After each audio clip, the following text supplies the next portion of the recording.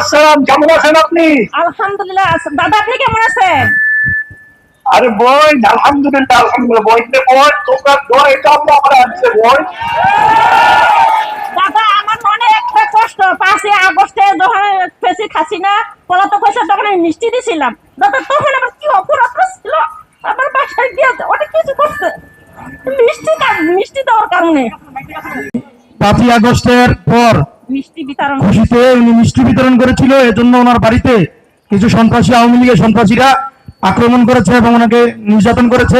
হ্যাঁ, এই জন্য ইনশাআল্লাহ এর বিচার হবে, ইনশাআল্লাহ এর বিচার হবে, বিচার অবশ্যই হবে, অবশ্যই হবে। আর কিছু চাই না দাদা, আমি আর কিছু চাই না। ये बात, যে ট্যাক্স কাটা হয়েছিল, এটাও আমি আল্লাহর রহমতে ব্যবস্থা করে দিয়েছিলাম। আমাদের বাবু ব্যবসা করতেন কোম্পানিগঞ্জে,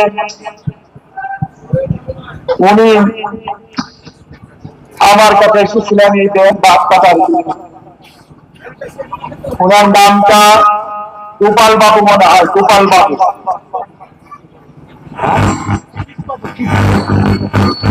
ভাইয়েরা আমার,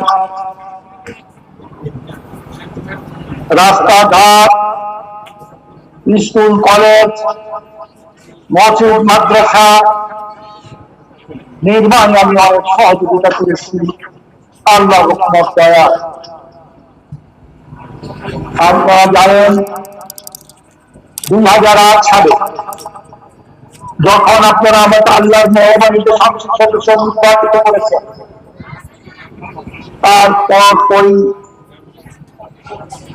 জালেম সরকার আমাকে এমন একটি মামলা জড়িয়ে দিল, যে মামলা দিয়ে আমাকে যাবজ্জীবন কারাদণ্ডের ব্যবস্থা করে দিয়েছিল। আল্লাহ পাক আমাকে আবাদত করেছেন, আমাকে বাংলাদেশ থেকে অন্য দেশে নিয়ে গেছেন খুব দ্রুতভাবে আল্লাহ পাক।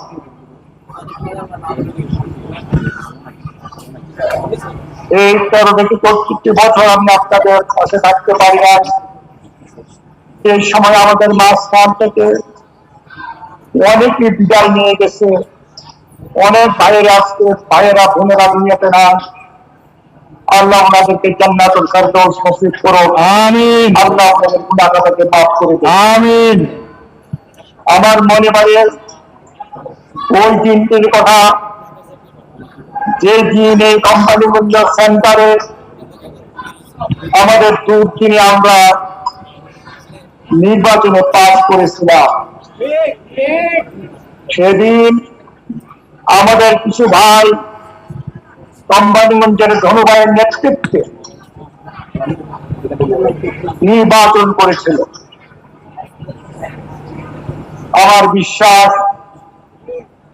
আজকের এই মুহূর্তে যদি ওইভাবে আপনারা ঝাঁপিয়ে পড়েন, ইনশাআল্লাহ নির্বাচনে আগের চেয়ে বেশি ভোট পেয়ে আমরা নির্বাচিত হওয়ার ব্যবস্থা। ভাইয়েরা বোনেরা আমার, এইখানে আমাদের অনেক হিন্দু ভাইয়েরা আছেন, আমি তাদের প্রতি আমার শুভেচ্ছা, আমার ভালোবাসা। আমার হিন্দু ভাইয়েরা আমাকে যেভাবে প্রতিটি নির্বাচনে সহযোগিতা করেছেন, আমি তাদের কাছে কৃতজ্ঞ এবং বিশেষ করে আমি একটি কথা স্মরণ করতে চাই। আমি নির্বাচনের সময় যখন কেন্দ্রে গিয়েছিলাম, গিয়ে দেখলাম মহিলাদের লাইনটা এত বড়, যেখানে আশ্চর্য হয়ে গেলাম। কাছে গিয়ে দেখলাম আমার মা বোনদের হাতে এই ধানের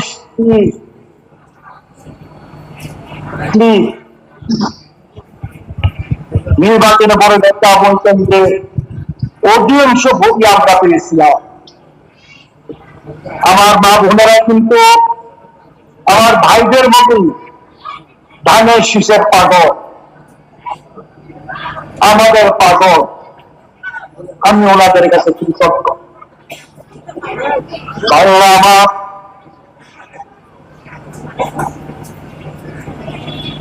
আমি কিন্তু সারা জীবনই চেষ্টা করেছি মুরাদনগরের জনগণের খেদমত করার জন্য। আমি কিন্তু মুরাদনগরের জনগণের মধ্যে কোনো ভাগ করি নাই যে তারা আমাকে ভোট দিয়েছে, তারা আমাকে ভোট দেয় না, কোনো চিন্তাও করি না। আপনাদের পার্শ্ববর্তী ইউনিয়নে আমি দেশ থেকে বের হওয়ার পরে খবর পেলাম একটা বাড়িতে আগুন লেগে সেই বাড়ির গবাদি পশু, সেই বাড়ির ঘরগুলি পড়ে গেছে, সেই বাড়ির একটা মেয়ে অর্ধেকটা আগুনে পড়ে গেছে।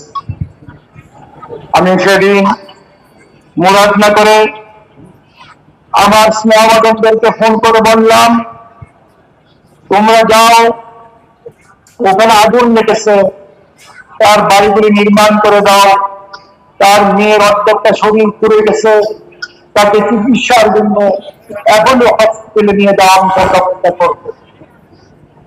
সে অনুযায়ী মেয়েটাকে এখনো হসপিটালে ভর্তি করা হয়েছিল।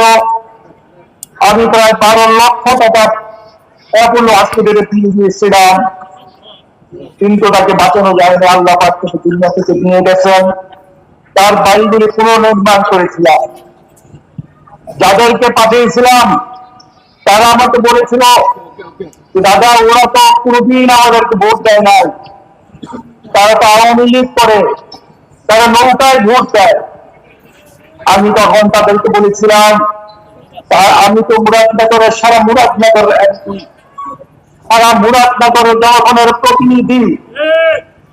তারা যদি আমাকে ভোট না দিয়েও থাকে, তাদের অবস্থায় তোমরা তাদের বাড়িগুলি নির্মাণ করে দাও, তার মেয়ের চিকিৎসার ব্যবস্থা করে দাও। আমি তেমনি সারা মুরাদনগরের খেদমত করেছি। অসহায় মানুষ তারা আমার কাছে যেত, আমি চেষ্টা করেছি তাদের খেদমত করার ক্ষেত্রে।